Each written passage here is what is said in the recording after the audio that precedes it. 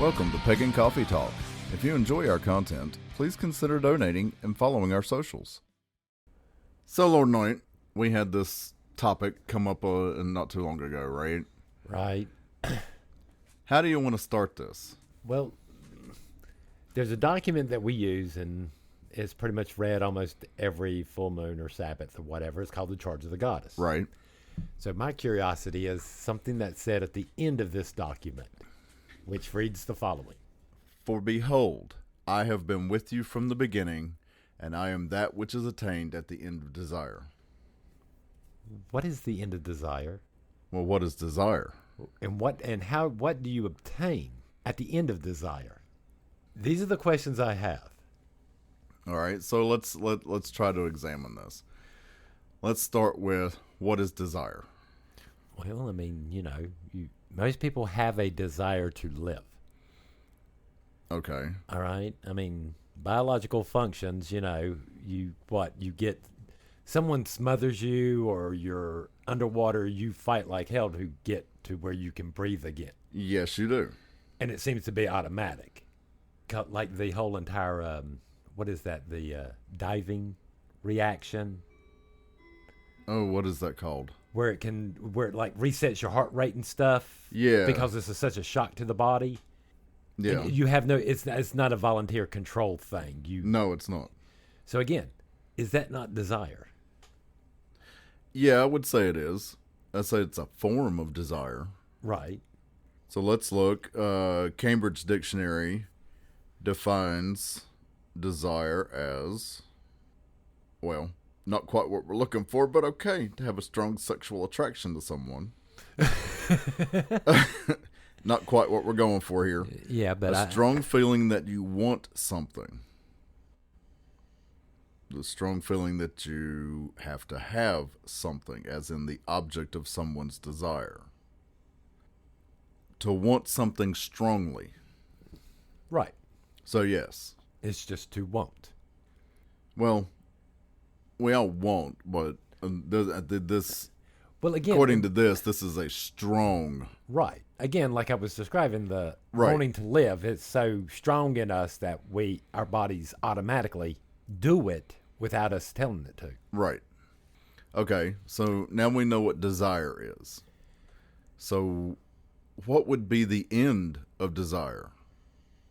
Would that be death? Or would it be tranquility? Yeah. Could it be peace? But how do you obtain that in this life? Can you do that? Can you manage that? Well, say again, when you talk about things like, like I said, about like the whole living instinct. Right. So again. Can you bypass that? I really believe the only way we can get past that is through death. Okay. So if that's the case, then what truly is obtained at the end of desire? Reunion with the goddess. Okay. And the gods, I mean, in essence. But we believe in reincarnation, so. Well, again, just to return to the other side. The idea is that for however long. Forever how long. The other side is there is no need. There's no want. Everything's just there. Okay. Again, we're talking about the whole land of plenty. True. The summer lands and stuff like this.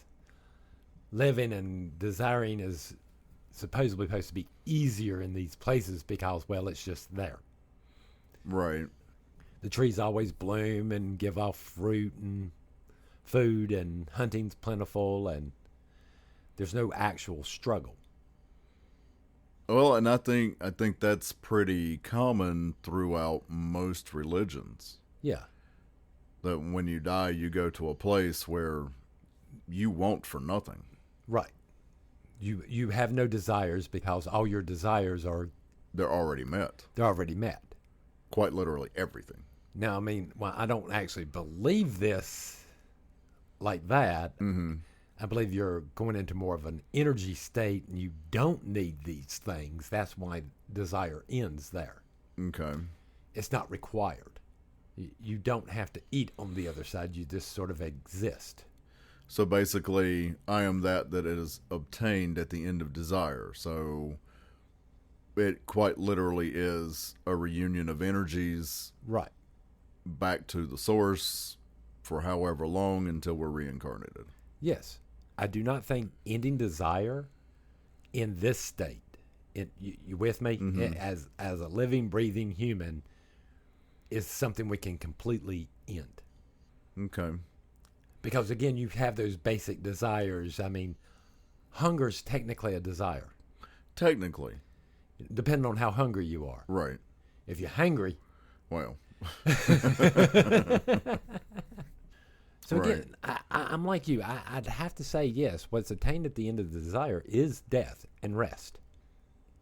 So then, how do we manage our desires on this earth so that they don't become greed? Or overwhelm everything else. Right. To the exclusion of our own spiritual growth. Right. How do we manage that so that it's, it's not an obsession? Well, again, there's a difference between greed and needs. Well, yeah. But, I mean, because again, we keep on talking in our religion all over and over again. When you have a need, so we just basically we have to decide what is necessary versus what we just want. Okay. All right. I mean, let's be honest. Me going out and buying that one of those 50-foot skeletons to put out into the yard, that's not a need. But it could be considered a want, a desire. Could be a desire or right? A want, but just because you desire something doesn't necessarily make it a need. But that's what I'm talking about. How do we? But yet, all your needs are desires. Okay, so we have to walk a fine line. Right. And we have to be cognitive of our own desires. Right. Need versus needs. Right. So again, it comes back to know thyself. Know thyself. Know thy needs and right. So again, one of my favorite phrases, which know yourself. You're a damn witch. Heal thyself already. Right. Come on. But but yeah. So okay, that makes sense. Yeah, I mean, because and me sitting here saying that, yes, all your needs are desires. I mean, I've seen people get up and hunt for glasses of water because they're so thirsty. Right. That technically in that moment becomes an overwhelming desire. Okay. So again, all your needs do turn into desires at some point. But all your desires, like you said, are not necessarily needs. A need. And we have to distinguish that. Right. Otherwise, we literally run into the trap that we become obsessive about our desires. Right. We become more obsessive and care more about things that are farther away from us than the things that we should be caring about with us. Okay. All right. You're more concerned about a rock out in California or a tree out in California, but you're not worried about your own backyard. Right. That makes no sense to me. Well, no. We need to adjust what we can do on this. What needs, I mean, do you really need to, protect a tree all the way out and across the country, one little tree? Right. When I don't know about other people, but we've got trees in our backyard. Right. We should be caring about which ones are going to fall and hit the house and right, or which ones we need to cut down so we can get other trees to have more room for them to grow and be more healthy. Right. So, yeah.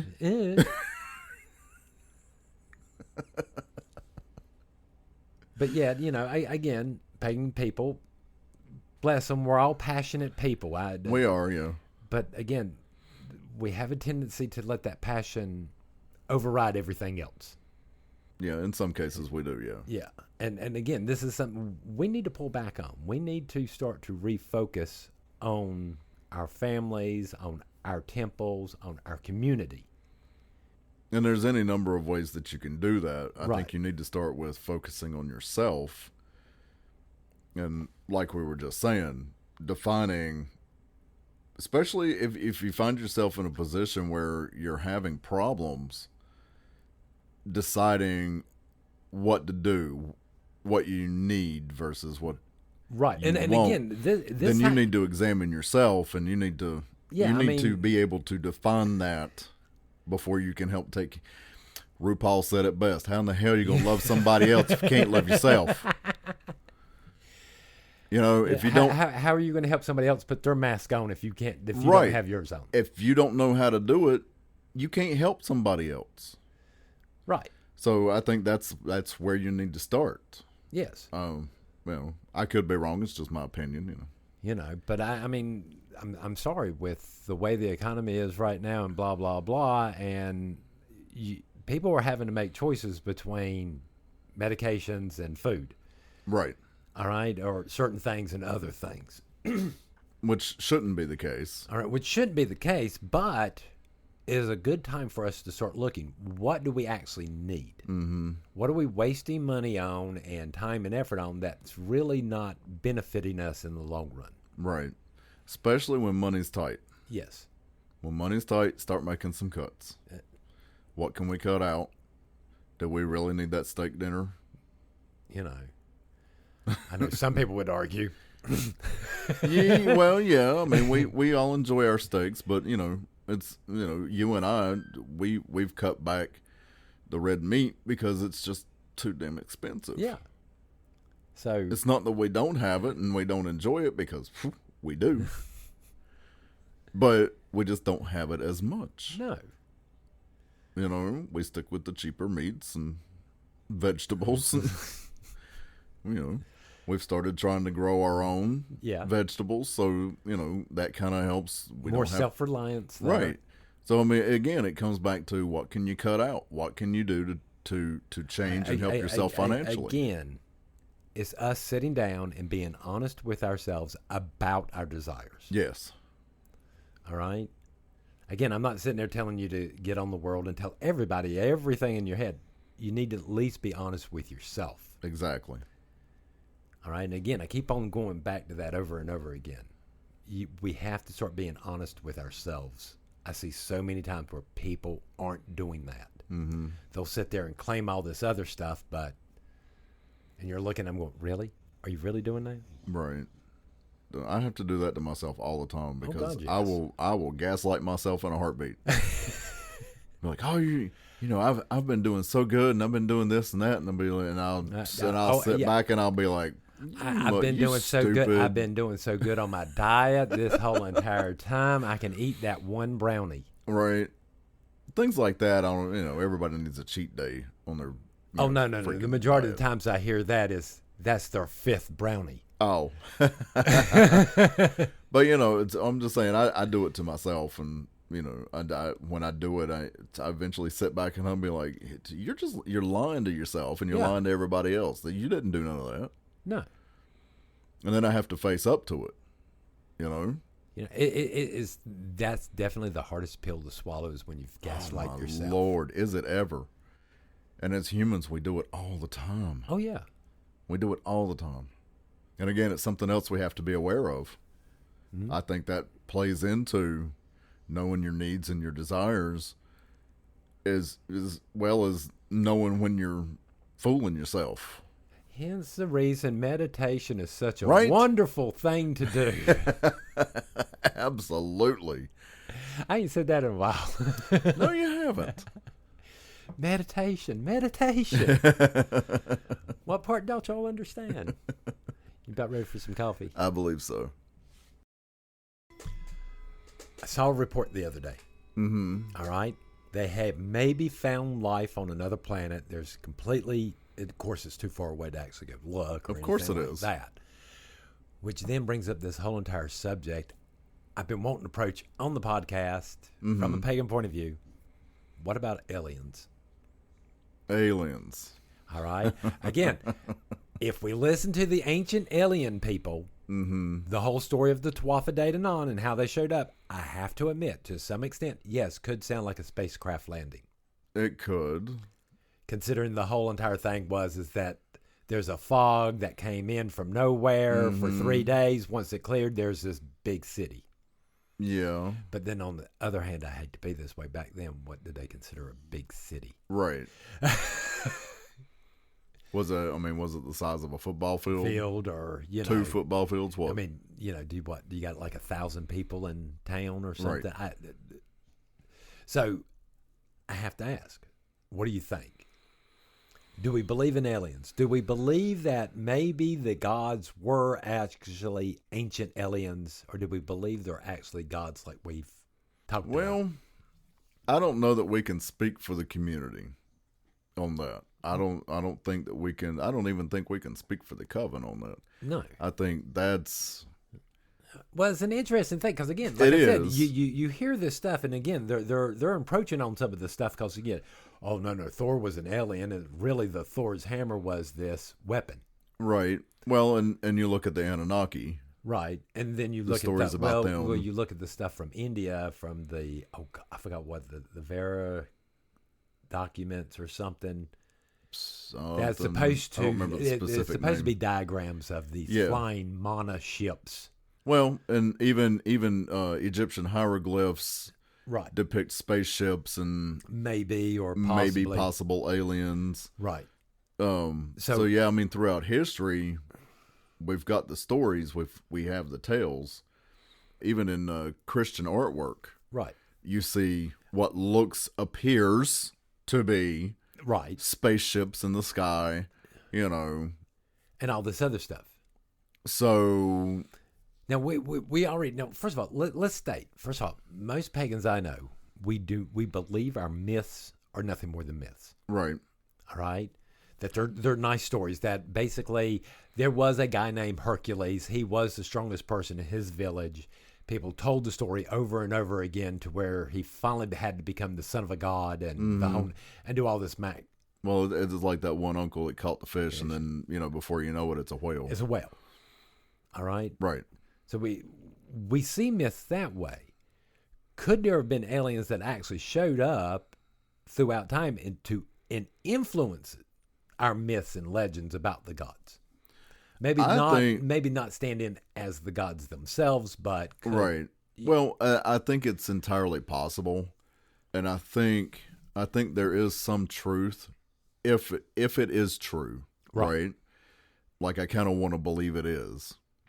If it is true, then there's probably also some truth to the part of the tales where people didn't know what to make of them, and so they saw them as gods. Right. Because of the knowledge they brought with them, the technology, the miracles that these people could do. Well, now on the flip side of this, I mean, me personally, yeah, I believe at some point that there were beings that walked upon this, or in this realm, i.e., like elementals and stuff like this, at a certain point in history. But for some reason, when humanity gained certain things, they all seem to have ran away. So I can't sit here and say these 100% are aliens or multi-dimensional creatures or Right. or anything like this either. So Again, open up to the realm of possibilities. Because, I mean, technically, we're still talking about the same thing. The only difference is our gods come from a different dimension of Right. some type. Right.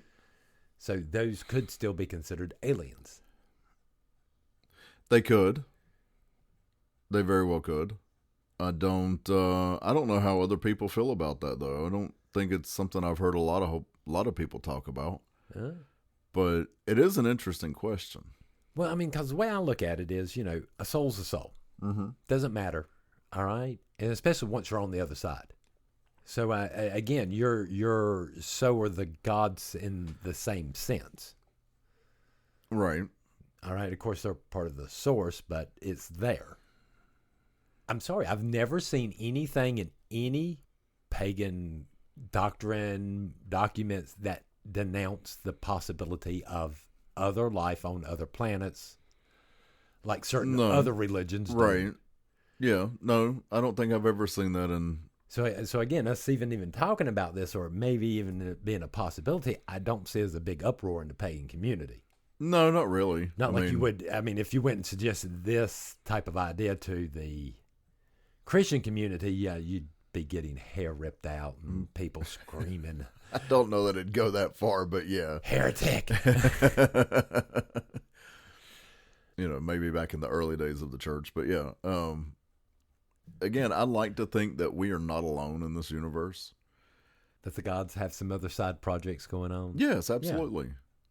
We can't be their only concern. No. True. I mean, we're like ants. Ants on this planet to them. I don't know. There are some of us out there that are arrogant enough to believe. Well, true. That they have completely the attention of the gods, themselves. Right. Cornered the market on it, yeah, so to speak. I mean, you do have people out there that are quote unquote marrying deities. So true. I mean, I'm not wrong there. So yeah, but I mean, I kind of look at that as we are not the main sole focus for our deities. No. We make petitions and then they choose whether or not to. The way I look at it is, I think the gods have their own plan for the world and how it's going to go. And we're just sort of like running around like little lemons for them. At the end of the day, they're going to get their way. They're going to push society one way or another based on what they want or what's needed. Okay, I can see that. In the grand scheme of things. I don't think they're sitting there controlling each individual person. But you do believe that there's a grand design, if you will. Yes. Okay. I mean, I find it hard to believe, yes, when I'm sitting here and yes, I am looking at leaves and stuff like that there's not some grand plan. There's a better architect than us. I do believe that there is a grand architect of sorts, but I don't know that I believe necessarily that there's a grand scheme to things, some great design for this world. I think we're kind of making of it what we make of it. Well, I think we're doing that. Like I said, in the broad sense, though, that's where I think the gods play majority of the times. Okay. All right. So, I mean, because I have to ask the question, and according to all the old myths of all the different religions, at one point, gods used to interfere all the time. True. And now they've suddenly stopped. Yeah. Why is that? So, I mean, if they were aliens, what made them stop coming? That's a good question. What made these, or even if these were beings like we're spiritual beings like we're talking about, what made them leave? If they're not aliens and they are spiritual beings like we believe, I got to ask the question, what made them leave? Right. Because throughout history, there's always been more of a, magic, mystery, and God's interfering with everybody. But now you don't see it any days. No, you don't. That kind of coincides with the whole grand scheme of things. Did we reach a point where they said, okay, we can now, right? We've given you everything you need. We can now step back. Well, if we look at humanity like an actual a person, in those formative years, we needed the gods because we were just kids, right? Figuring the world out, right? But now we have a better grasp on things. And they're like, okay, right. Now y'all, the 13-year-old staying at home alone while the parents are off working. Right. I mean, is that where we're at now? That is food for thought. That's interesting. And what do we have to do to get their attention to? I mean, do we really have to mess up that for them to come back? Do we have to mess up? Do we have to be bad kids? I don't know. Now, see, that question kind of scares me because now at this point, if they come back, what did we fuck up? What did we do? So, yeah, that kind of concerns me a little bit. Definitely a different way of thinking about all of this. Yeah, it really is. But, again, like I said, I've seen nothing in any pagan tradition to contradict the fact that there may be aliens or people on other worlds or anything like that. Well, and, I mean, and the evidence is there. It really is. Well, I'm not saying they're wrong, but their theory is just as valid as ours. Well, sure it is. Are you with? Again, I can't knock them for their beliefs, but some of the points that they make does make a little bit of sense. So it makes me wonder, could it be more of a 50-50 mix, that there's something spiritual going on here, but yet there were some interference from other places? I just got to ask. Be nice to know. Hey, listeners, tell us, do y'all believe in aliens? Yeah, right? I mean, are they real? Are they not? Or are we just crazy? And to make it even worse, are they part of your tradition? Oh, yes. And how in the world do you work that in? Yes. Oh, that would be interesting to hear. I'm not saying I agree with it, but I'm just saying that would be interesting. Oh, yeah. It would be interesting to hear if you found a way to integrate that into and your not belief. wind up with some Heaven's Gate thing. Right. Right. Well, I mean, even if you have, we're not going to turn you in, but let's don't do the sneakers and the please don't. and the orange juice right. All right, let's have some more coffee. Thanks for listening. Join us next week for another episode. Pagan Coffee Talk is brought to you by Life Temple and Seminary. Please visit us at lifetempleseminary.org for more information, as well as links to our social media: Facebook, Discord, Twitter, YouTube, and Reddit. We travel down this trodden path, a maze of stone and mire. Just hold my hand as we pass by a sea of blazing pyres.